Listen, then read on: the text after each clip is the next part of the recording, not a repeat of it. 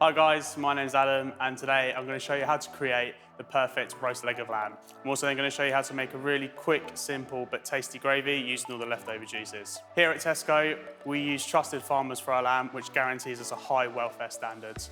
And all of our lambs are fed on a grass-based diet, which gives us a beautiful, creamy texture on our fat, which is what we look for in our lambs. Today, we're going to roast our lamb on the bone, which means we're going to get a real rich, deep flavour.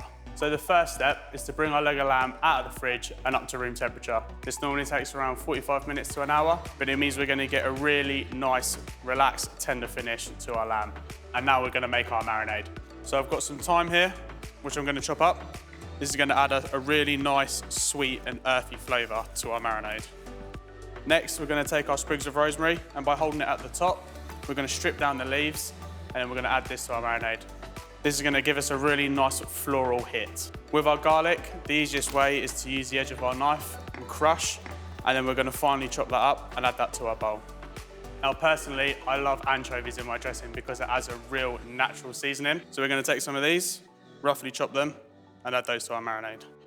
So we're going to bring this all together with some twists of cracked black pepper and some of our finest cold pressed rapeseed oil.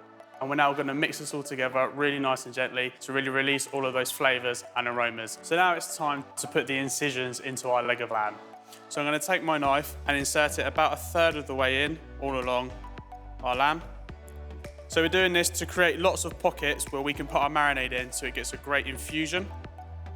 So next I'm going to take my marinade, we're going to start to pour it into all of the little pockets we've just created. Make sure we spread it over all of our lamb. And now at this stage, don't be afraid to get your hands dirty. It's really important that we massage all of these flavours into the pockets or incisions that we've created. Really take your time with this, because the more we massage this into our incisions, the more flavour we're going to get when we roast our leg of lamb later. So if you are using your hands to marinade, make sure you give them a quick wash and get ready to add our potatoes and our shallots to our roasting tray. So a little twist on our new potatoes here is we've done some hasselbacks. So what we've done is taken some really little incisions, about 2/3 of the way through the potato, and to our little hasselback potatoes, we're going to add our shallots, and this is going to add a real nice sweetness to the finished dish. So it's time to roast our lamb now. Our oven's preheated to 180 degrees, and for our 2-kilo leg, we're going to give it 1 hour and 15 minutes for pink, 1 hour and 30 minutes for that more medium to well done. So our lamb's now resting. We like to give this 15 minutes to let all of those fibres in the meat tenderise so we get a really succulent cut. I like to wrap it in tin foil just so we make sure we keep this leg of lamb nice and juicy. So now we're going to make our gravy. In our pan here, we've got our roasting juices. To this, we're going to add our flour. We're going to whisk this together for 2 minutes and let it thicken. Now that our gravy's thickened, we're going to start to add our wine and our chicken stock. So I've added my wine and my stock on a high heat. I'm now going to turn it down to a low simmer for the further 5 minutes.